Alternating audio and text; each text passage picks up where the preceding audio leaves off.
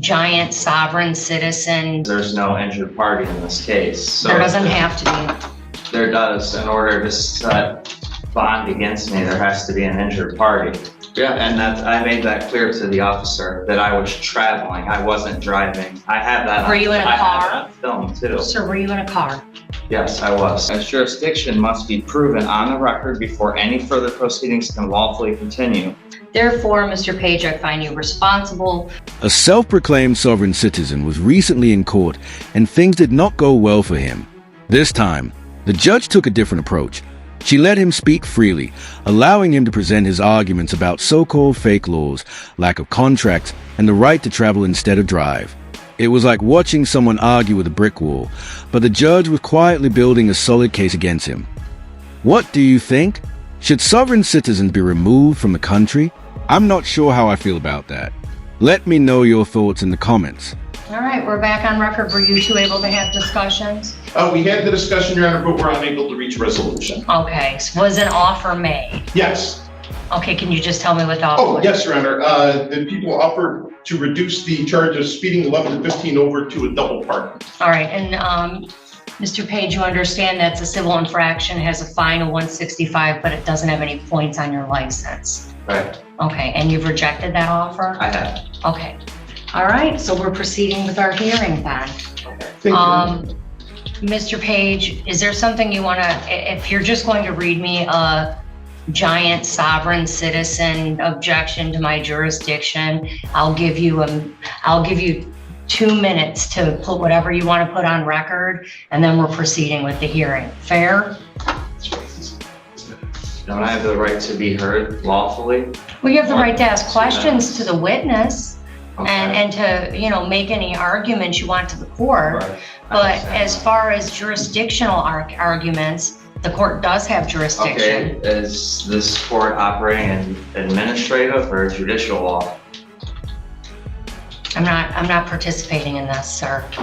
Well, I would. Well, this is a court of law. I would have to know because there's no injured party in this case. So there doesn't have to be. There does. In order to set bond against me, there has to be an injured party. Okay. Anything else?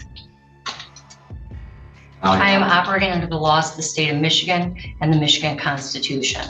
And that's the information that I'm willing to provide. And and I'm certain you're aware of that, sir. You've lived in the United States for your life. And I'm also aware that I have the right to freely travel at my own vehicle. Correct. That I maintain and take care of. There was no injured party. I was not engaged in commerce or commercial activity. Okay. Well, they can get tickets too for speeding. I'm protected under the Constitution.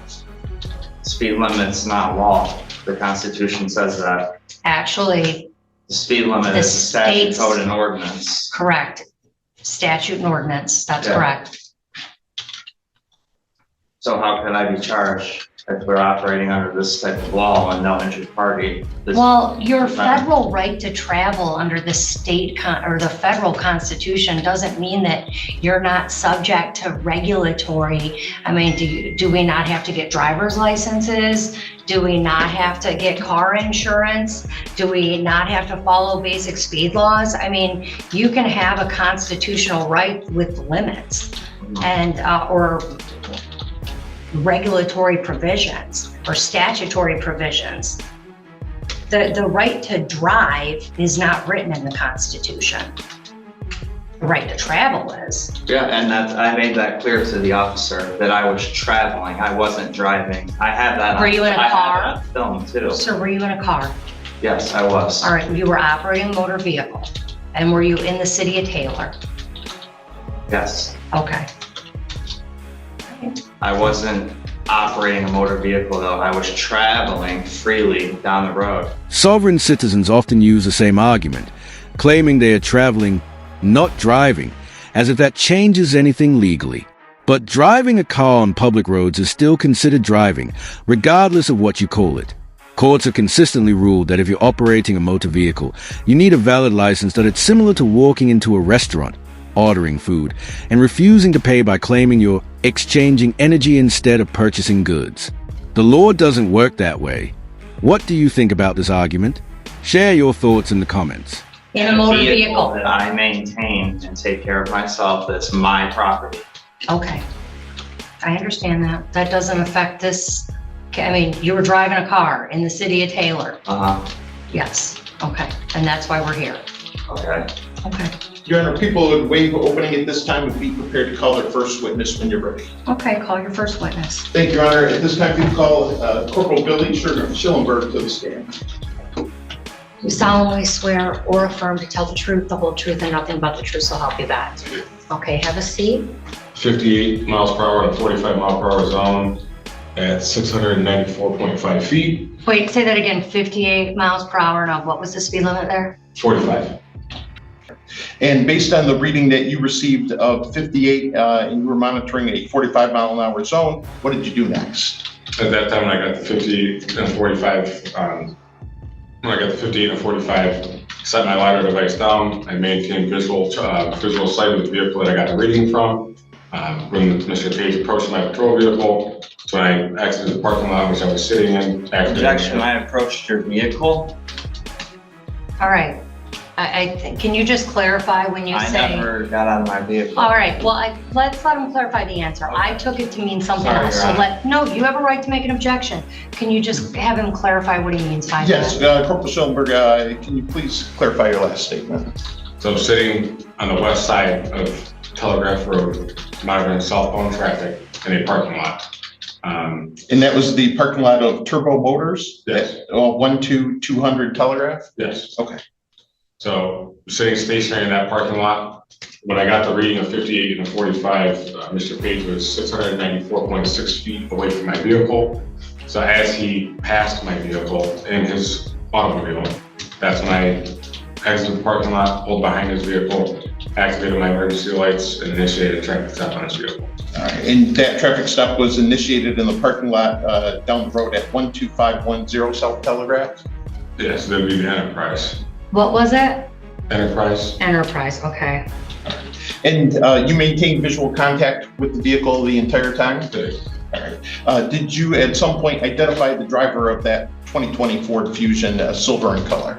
I did. All right. And just for purposes of the record, do you see that individual in the courtroom here today? I did. And describe what he's wearing. Wearing a brown suit and black undershirt. Your Honor, let the record reflect that he has identified the defendant, Zachary Ryan Page, seated at counsel table. The record shall still reflect. Based on your reading and your observations, Corporal Schillenberg, did you then issue a citation to the defendant? All right, so while we were on the traffic stop, I asked Mr. Page for his identification numerous times, which he refused to do so. I refused to do so. At that time, Sergeant Kish made my location. Mr. Page eventually ended up providing his driver's license to Sergeant Kish. At that time, I was able to issue him a citation for the speeding 11:15 hour. All right, Mr. Page, you have some questions for the witness? You're free to step to the podium just so the court reporter can take everything down. No questions to the witness. Okay. Sovereign citizens often make a big scene in court, but when it's their turn to question the witness against them, they usually go silent. They can talk endlessly about supposed fake laws, but when it comes to challenging actual facts, they rarely say anything. Here's the important part. If they don't question the witness, the court generally accepts the testimony as true. There's no argument, no drama, just a default judgment against them. It's like being accused of stealing pizza, and instead of saying, "I didn't do it," you just shout, "I don't consent," and hope that works. But the reality is, judges won't make your arguments for you. You have to present your own defense. What do you think about that approach? Let me know in the comments. Okay, thank you. People rested this time, Your Honor. All right, do you have anything you want to enter into the record? I want to enter into the record that I'm here today making special appearance under sue juris as one of the people of Michigan, not as a defendant under the jurisdiction of this court.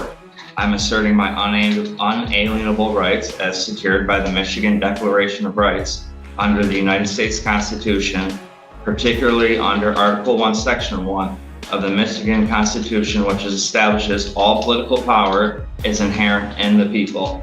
At that outset, I raised jurisdictional challenge to this court. Your Honor, may I interrupt that? And I apologize for interrupting, but Corporal Schoenberger is our traffic supervisor, and there's been an issue over at the Taylor Police Department this morning. Technical He's difficulty. he's free to go. Do you have any other questions for Corporal Schoenberg? No. All right, Corporal Schoenberg, you're excused. Thank you, Your Honor. All right, go ahead, sir. This outset, I raised jurisdictional challenge to the court, as jurisdiction must be proven on the record before any further proceedings can lawfully continue. The separation of powers doctrine, as outlined in Article 3, Section 2 of the U.S. Constitution and the Michigan Constitution, makes it clear that no branch of government may exercise the powers of another. Before proceeding, I require clarification on whether this court is operating in a judicial capacity or administrative. This court is acting under administrative directives or executive branch policies rather than operating as a constitutionally recognized judicial body, then it is exceeding its lawful authority. No administrative agency, including the SOS, possesses lawful authority to direct judicial rulings or override the people's due process rights. Any attempt to enforce such directives constitutes an unconstitutional exercise of power, rendering these proceedings null and void, ab initio. Furthermore, jurisdiction cannot be established by assumption, presumption, or coercion. Due process demands that I am provided with clear, lawful authority establishing the legitimacy of this court's jurisdiction over me, an individual exercising my constitutionally protected right to travel. Without such proof, this court is proceeding without lawful authority and any ruling is issued a legal nullity. I now formally demand that this court is placed on the record the specific constitutional authority establishing jurisdiction over me as one of the people of Michigan, the legal basis that allows this court to act under administrative directives or executive policies without violating the separation of powers doctrine can lawfully take place. All right, thank you, sir. You're welcome. All right, I heard testimony today from Corporal Billy Schillingberg. Corporal Schillingberg testified he is works the traffic bureau at the city of Taylor, and that he was in that capacity, working in that capacity on November 4th of 2024 at 1:35 p.m. approximately. He testified that this occurred within the city of Taylor, within the state of Michigan. He testified that he is trained and certified to use LiDAR devices, and that the device had been inspected. He explained how the device is placed at the hood of the vehicle or aimed at the hood of the vehicle, and it determines the speed and feet from the LiDAR device. He testified that at the time, I can't recall the exact number, but he was approximately 600 feet away from the driver of the silver Ford Fusion, and that he was clocked at a speed of 58 in a 45-mile-hour zone.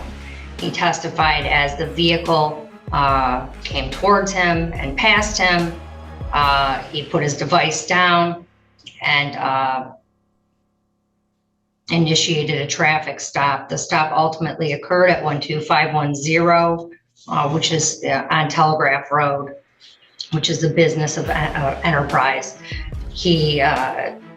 Corporal Schillingberg also identified Mr. Page as the driver of the motor vehicle, and his license was ultimately produced, and he was issued a traffic citation.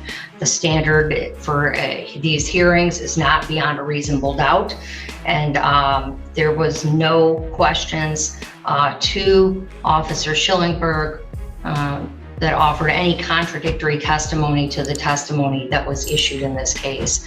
Therefore, Mr. Page, I find you responsible of the civil infraction of speeding 11 to 15 over, and that has a fine of $130. Mr. Page, do you need time to pay?